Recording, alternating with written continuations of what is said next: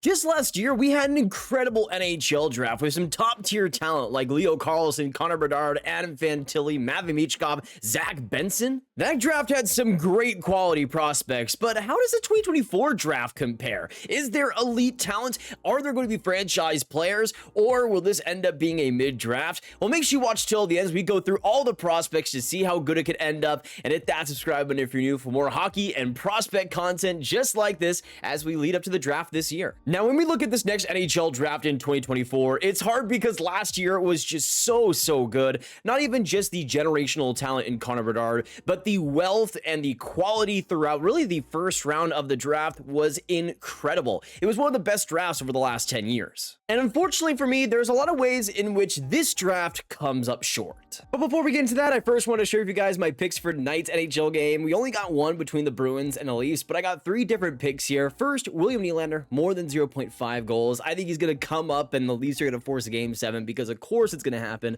I also got Charlie Coyle, more than 1.5 shots on goal. Pretty consistent in this regard of the series. And also Charlie McAvoy, more than 2.5 blocks. I think Toronto's going to test the Bruins in a lot of ways, including McAvoy and his block shots. But if you guys want to make NHL picks like me, you can go on Sleeper Fantasy, a link in the description, sign up and use promo code GRAB, and you'll get up to a $500 deposit. If you put in 20 bucks, you'll get 23 bucks with Sleeper, and it's a great opportunity to start with the NHL playoffs, NBA playoffs. Gonna put $10 down and win 68, and we'll see how it goes. But every time you guys sign up, it helps the channel a lot, so every bit is appreciated. The word I would use to describe this year's draft is inconsistent. There are a lot of players, and you can just look at the Bob McKenzie rankings, a lot of guys that have great qualities, great aspects, but aren't as well-rounded as maybe top prospects in prior drafts. It's a lot more unrefined, but in a lot of ways, there's still a lot of potential here. You look at the top prospect in this draft in Macklin, Celebrini, who is definitely not on a Bedard level, but I could still see being around the Leo Carlson and Adam Fantilli range, and still an excellent prospect in his own right, especially with how young he is as a natural center and how good he was with BU this year with the Canadians at the World Juniors already being their best player, just like Bedard was last year. Celebrini still brings a lot to the game that a team is going to love.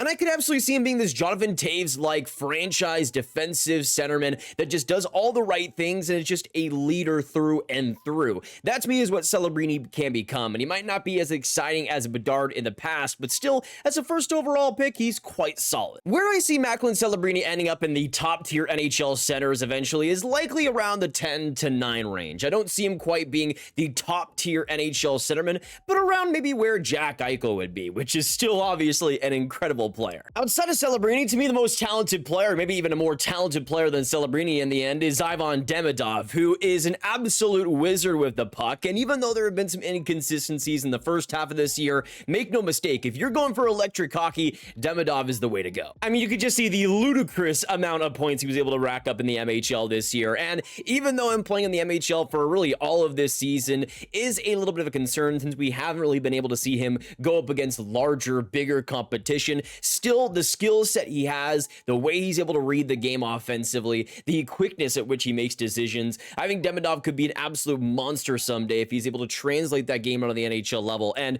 could absolutely be a franchise offensive face if it all turns out well. The next couple of forwards in the draft class, in my opinion, come in the WHL of Kane Lindstrom and Berkly Catton. Two players incredibly different in the way they play, but two guys I could absolutely see both being quality NHLers. In Kane Lindstrom's case, you have big size, big talent, and incredible skating for the frame that he has. And even though there is a lot of rawness in his game, especially with some of the decision making and quickness with his actual skill set, to me Lindstrom can unlock a lot. If a team is able to be patient with him, you could eventually get a top 6 dynamite player who just brings a consistent and thorough power forward game. You got Berkly Catton on the other side, who's a much different player, but it gets incredible results with his puck skills, the smarts he has, the way he's able to feed off opponents and really uses vision to set up teammates. This is an incredible offensive talent, and you can see with the Chiefs this year, 116 points in 68 regular season games. He was an absolute stud all throughout. He will also require a bit of patience, and I think slowing the game down will be incredibly important while also bringing in some size,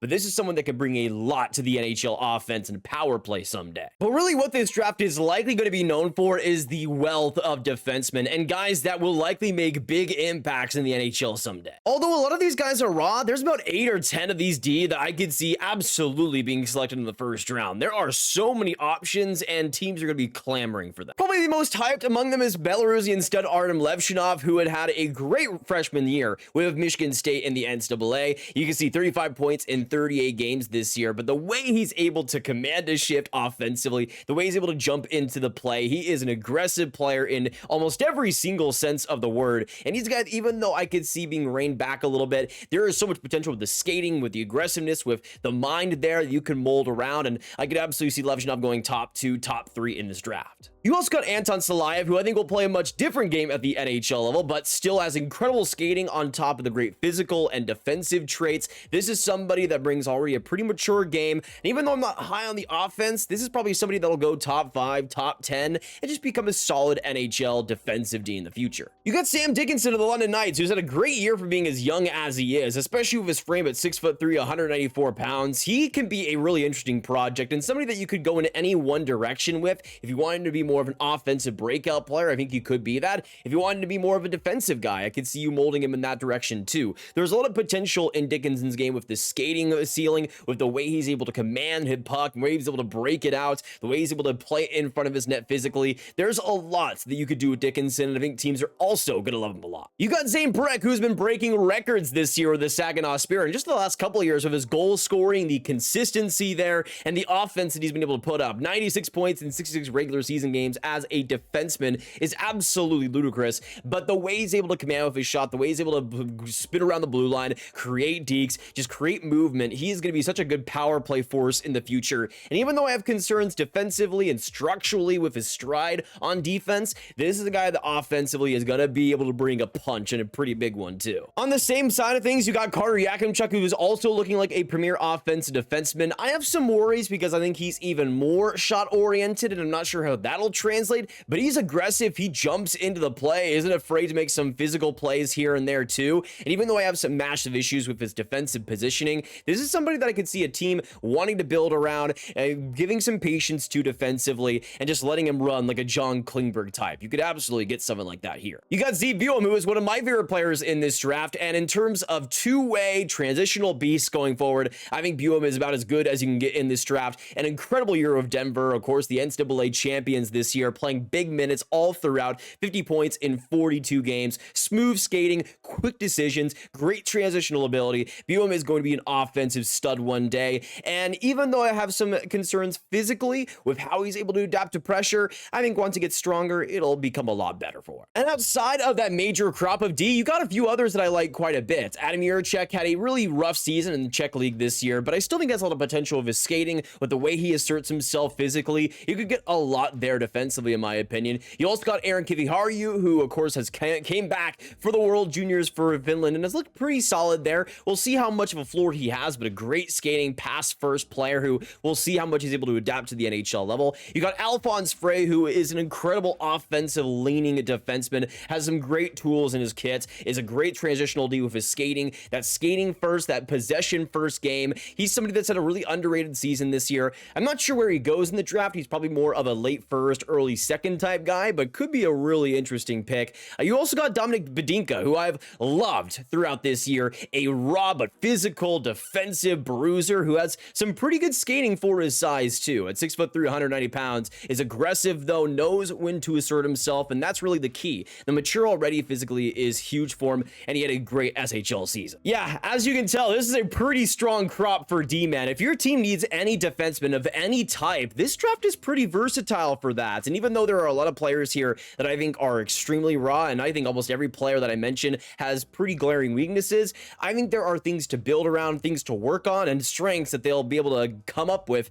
at the NHL level. Outside of that, I think there are some other forwards who I think will be impact NHLers. TJ Ginla is absolutely going to make this show and is going to be a solid player no matter what. Just with the way he plays physically, the forechecking ability, the responsible offensive game, he's just somebody that teams are going to love having, and on a middle six, bringing that physical bruising role, TJ Ginla is going to be great in that aspect, and also isn't a bad offensive player too. With the goal scoring he's had, with the consistency he's had at that too, that's going to be a major strength going forward. You also got Liam Greentree, who I've been a pretty big fan of throughout this year, somebody that has a glaring weakness when it comes to his acceleration and the speed at which he skates, but I think he has good edge work. I think he uses his physicality incredibly really well, has a booming shot, is great with the vision around the net too, and just gets into the dirty areas. I think he's one of these players that can overcome that lack of skating to just be smart NHLers in the future, but we'll have to see how much that limits him at the next level. You also got Michael Brandsegg-Nygard, who, just like TJ Ginla, is likely to develop as this great middle sixer in the future, likely a good second liner with a great shot, a fantastic forechecking ability, but is just so physically mature already. I think he could play in the NHL tomorrow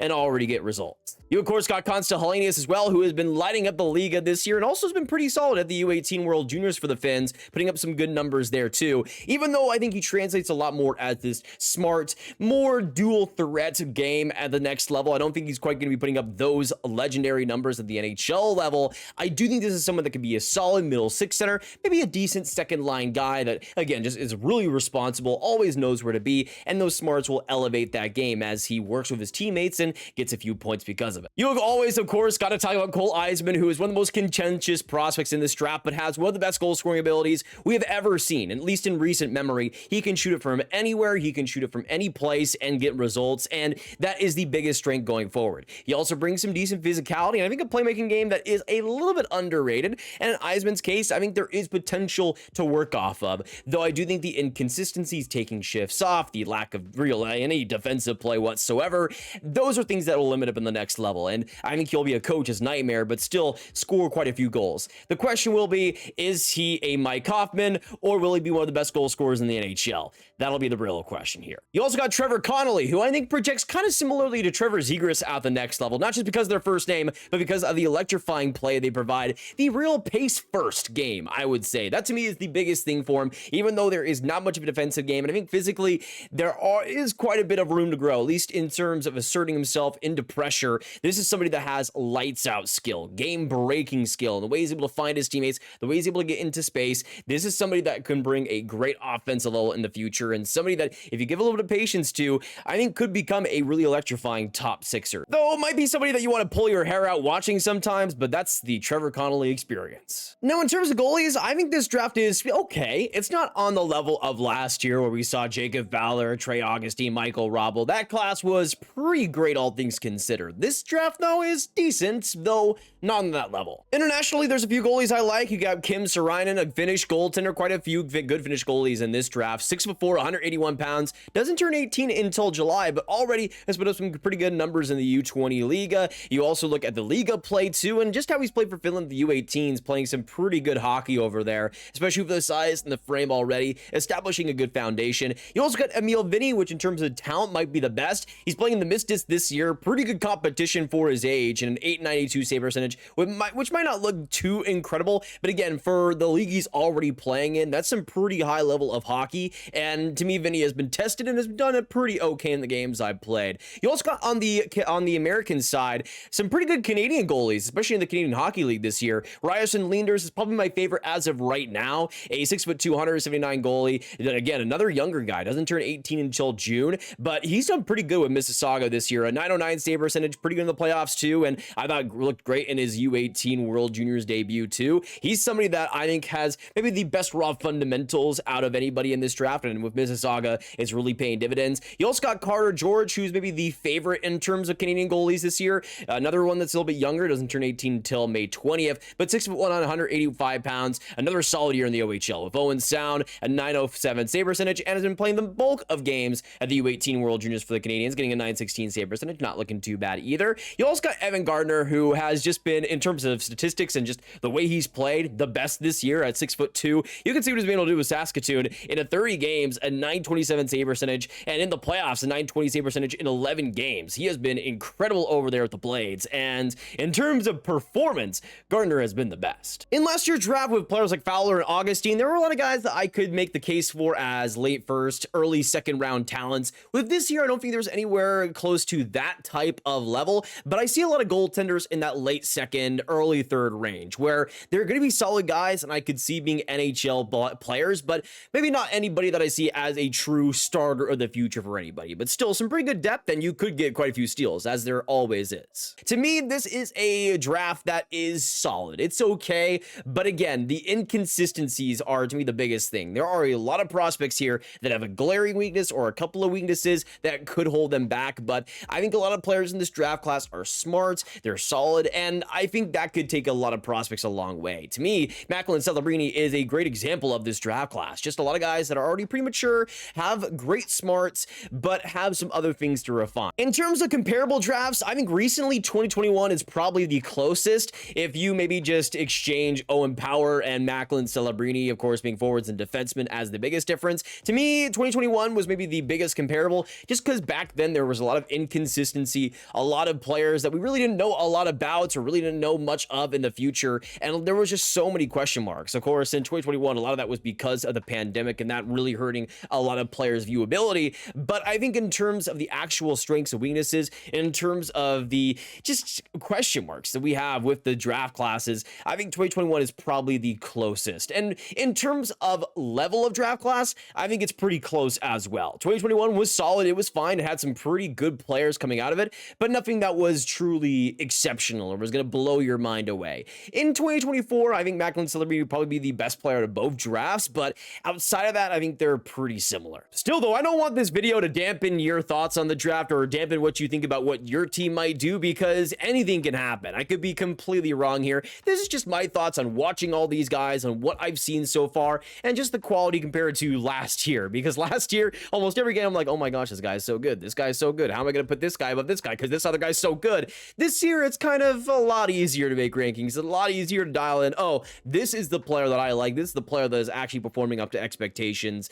And that makes it kind of a weaker class in my opinion. But still a lot to look forward to come draft time. And there's always going to be some maths and surprises. Players that prove me wrong and players that come up as incredible players. And this year will be no exception to that. Of course, if you guys did enjoy the breakdown today, I'd love to know your thoughts down below on what you guys think of this draft class. Do you think it's good? Do you think it's elite? Do you think it's average? Do you think it's horrible? I'd love to know all your thoughts down below. And I'd love to know as well your thoughts on all these players, who you want your team to draft. Let me know all those thoughts down below, y'all. And of course, make sure you hit that like button, hit that subscribe button, hit that notification bell. If you guys enjoyed the draft breakdowns and want to see more just like it, and share the video with all the hockey fans you guys know online, and click on this card for all of my hockey prospects talk right in one playlist. So much good stuff to binge there that you won't want to miss.